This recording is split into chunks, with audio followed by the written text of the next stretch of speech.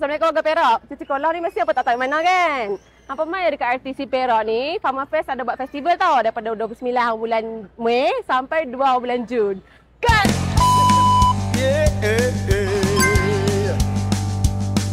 Tengok atas bukit mercu ibuh besar benar. Terlepas simpang jawabnya ke Kuala Kansar. Bandar Diraja tempat lahir labu sayur.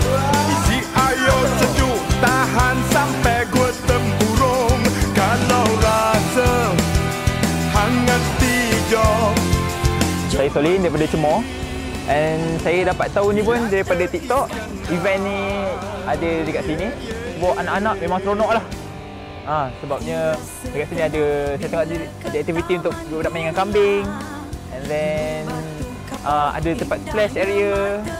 So memang seronok lah dekat sini. Pantai bercahaya warna biru mok lawannya.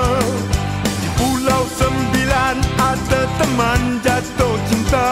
Oh kali. Untuk Farmer Fest kali ini saya nak ucapkan terima kasih banyak kepada farmer yang memilih kami untuk berada di Empire Makanan.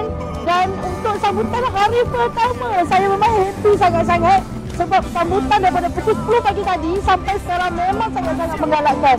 Baru hari pertama, kita masih ada berbaki 5 hari lagi. Dekat luar-luar sana tu, merah tangkap.